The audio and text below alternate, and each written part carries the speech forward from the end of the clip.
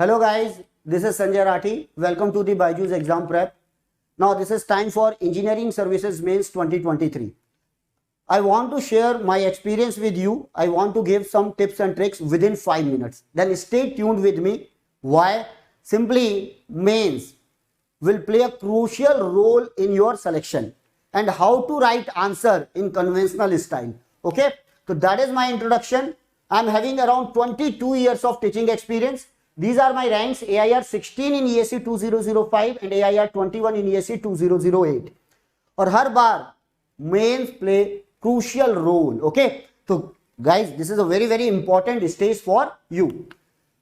Then what is the examination pattern? You have cleared what pre. Now you have to give what mains examination, then finally what interview. So my dear friends, now simply you have to focus on mains examination.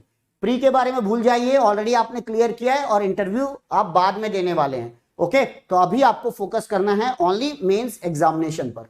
Now second important point, आपको examination hall पर time पर जाना है. अगर आप 5 minutes भी वहां late हुए तो आपको क्लास में एंटर करने नहीं दिया जाएगा. ये यूपीएससी की तरफ से इंस्ट्रक्शंस होता है.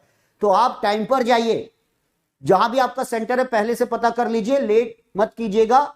इसे आप कैजुअल नहीं ले सकते. ओके, अभी तक आपने प्री निकाला है, मेंस और इंटरव्यू बचे हुए हैं. दूसरा, जाते ही जो इंस्ट्रक्शंस हैं, रीड इंस्ट्रक्शंस केयरफुली. ये लास्ट ईयर इंस्ट्रक्शंस हैं. Means what, there will be 8 questions and 1 and 5 are compulsory. You have to attempt at least 1 question from each section. Okay, use appropriate assumptions, appropriate diagrams and so on. Okay, अब हो सकता है instructions कुछ change हो जाए, तो आप instructions अगर केयरफुली पढ़ेंगे तो आप गलतियां नहीं करेंगे. तो आराम से 1 by 1 एक एक इंस्ट्रक्शंस को जरूर पढ़िएगा. उसके बाद आती है बात कि अटेम्प्ट कैसे करना है. तो according to instruction you have to attempt the 5 questions, 60 marks each, 300 marks. Means out of 480 you have to attempt 300. Question number 1 and question number 5 is compulsory. तो कोई जरूरत नहीं है उसे रीड करने की, लेकिन आप शुरू के 10 मिनट्स और 20 मिनट्स में आप डिसाइड कर सकते हैं कौन सा क्वेश्चन सेलेक्ट करना है और कौन सा क्वेश्चन आपको छोड़ना है, जिसमें आपको पूरा कॉन्फिडेंस हो कि ये मैं 100% अटेम्प्ट कर लूंगा, इसके हर सेक्शन में अटेम्प्ट कर पाऊंगा. उन क्वेश्चंस को जरूर चूज कर लीजिएगा. ये आप शुरुआत में ही डिसाइड कर लीजिए. और फर्स्ट एंड फिफ्थ तो कंपलसरी है ही. देन उसके बाद जब आपको आंसर लिखना है, then what is the way to write the conventional answer, ये that is special. First remember, they will provide you limited space. Okay, तो आंसर लिखने से पहले उस आंसर में आप क्या लिखना चाहते हैं उसे अपने माइंड में फ्रेम कर लीजिए. कैसे फ्रेम करना है कि कहां पर एप्रोप्रिएट डायग्राम आएगा, कहां एप्रोप्रिएट डेटा आएगा, या अगर कंपैरिजन है तो कंपैरिजन टेबल कैसे आएगी, what are the important points related to that. जब आपके माइंड में फ्रेम हो जाए आंसर, 1 मिनट जरूर दीजिएगा, उसके बाद आप लिखना स्टार्ट कीजिए. Then answer will become what, impressive. Okay, it is a conventional paper guys. Try to avoid all the redundant points, try to write what relevant points.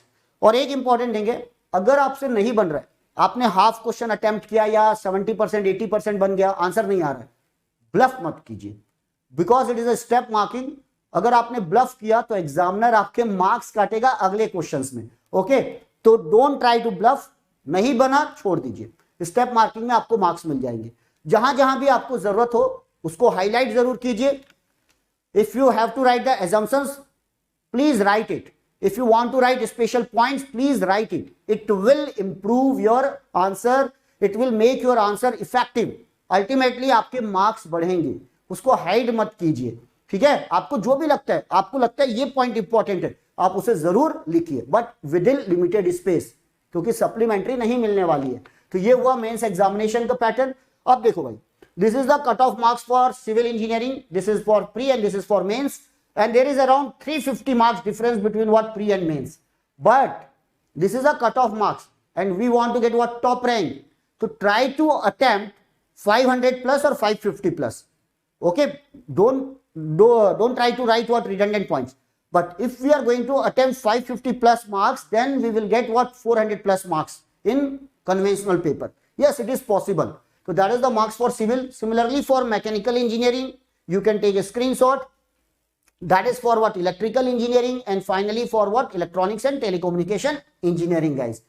तो जैसा कि मैंने पहले कहा, प्री के बारे में नहीं सोचना है, don't think about the interview, simply focus on what, mains examination.